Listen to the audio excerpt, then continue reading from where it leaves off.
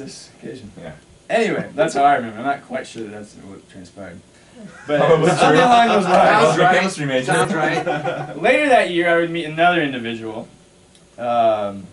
who also was destined to be frustrated in his pursuit of becoming a doctor. I'm looking at you there. Hello. Although I've told this Steady hand. I've told this story so many times, I really shouldn't include it in a roast speech. It's probably not new to anybody. But it's my favorite first impression story of all time, so I'm going to tell it again. The spring of our second year, as many of you may know, I gave rugby a try. After 1 week, just 2 practices, we were loading up the vans on a Saturday to go to a tournament.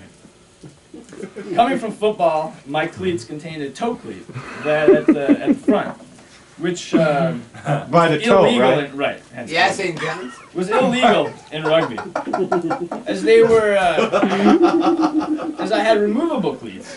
This really shouldn't have been much of a problem, but I didn't have a cleat wrench on me, and they were pretty tightly screwed in. My first impression of Dave was around 6 or so in the morning, coming up to me and offering me the services of his 80-year-old grandmother's clit, which surely had the clenching power to remove that clit. I've never heard that. Hilarious. Yep.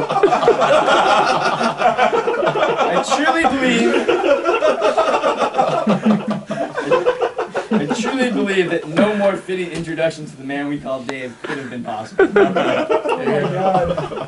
Anyway, as I said, sophomore year was a golden year. It was also the year that several of us garnered the not necessarily good or bad collective designation as the hair gang. Hey, Greg. Although we all looked a bit rough, it was Mitch who actually made his mother cry over his hair. Anyway, the speech is Nuts! Sugar nuts. All right, go. Anyway, the speech is supposed to be about the man of the hour, or at least about first impressions, so I'll get on with it. And I'll fast forward now to the senior year, and in the fall, the legend of the Hilton House was born. But I was away. I was abroad in Kenya, and having my own experience. You were abroad. I was abroad in the fall. But as they say, Blonde or brunette? I got it. Bingo. Thank you both. Thank you both. Nice. Not helping his act. Oh, Not helping his act. Excuse me. Carrots out. Good thing Turpato there took care of his quest to determine if red is both top Gracias. and below. Well done, fuckers. You're lucky. Go ahead. Yes. Anyway, so I was abroad, but as they say, absence makes the heart grow fonder. And so I was looking forward to getting back to be with the crew. It was my first time living with Tuffy, though, and I soon found out that while absence may make the heart grow fonder, the inverse is also true, namely that familiarity breeds contempt. Swanee is the math guy, who's somewhat finicky. I want you to ignore the fact that that isn't truly the inverse of the statement.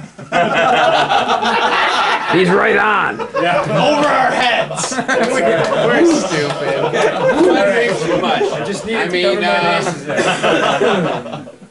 I remember a certain comment about interpolation last year, and I just didn't want to get the same. Exactly. Anyway, so as many of us here can attest, and none more so than Ekdal, living with Turp isn't always easy. Getting Turpin to help clean, or at least pick up the place, just wasn't easy. I suppose it was his dedication to his craft of creativity, which I've already talked about, but nevertheless, it was difficult to have him help clean. Fucking right to the gut. Right to the gut. No sugarcoat. We're not done yet. Dishes, as I recall. We're not even on to you yet, Turpin. Dishes were particularly a point of contention. And I don't mean using them, because Tuffy had no problem with using dishes. He seemed to relish, actually, in the challenge of dirtying dishes, especially with his goddamn habit of pouring Pepsi into a glass and leaving the glasses all over the place. What a fucking shitty roommate. Anyway. God damn it. You and your Pepsi. He used more dishes than any of us, but I don't think he cleaned a single one of them. That's true. But after that, we had some experiences. True story. True story. We had some experiences which I was going to talk about, but due to the camera, I may not actually. But What camera? Oh, What turn the camera camera? I don't see any camera. Nah, talk about him fucking a chick up the ass. Go. There's no camera. Anyway, this has gone on long enough. Anyhow. No. Keep going. We got all More. Keep going. Keep going. Alright, Bravo. actually, this is a good Story. story. The reason I want to tell the story is I think it kind of illustrates the man that Turpin has become. Yes. Perfectly. Excellent. And this story took place in the Czech Republic. I didn't write about this. Does it involve Noah Bowers? Freestyle. Need no Freestyle. This one.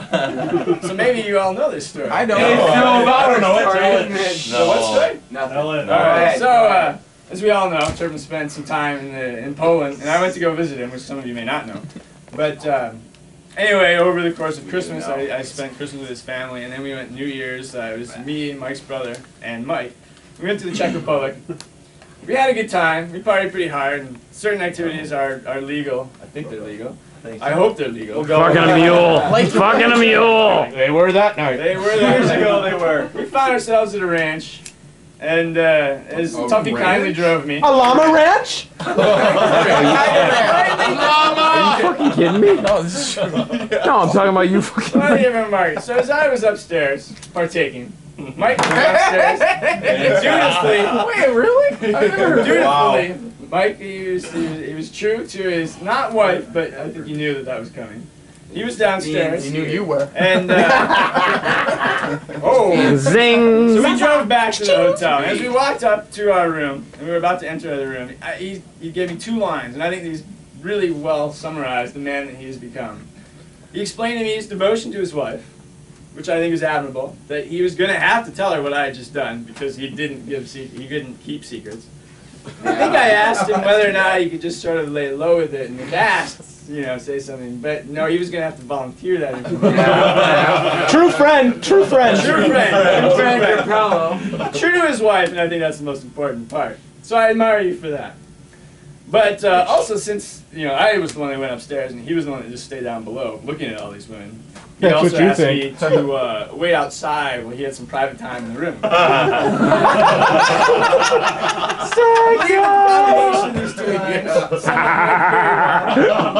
a very good man, a very loyal individual that we should all admire, but not without his quirks. So with that, Hey, Turpin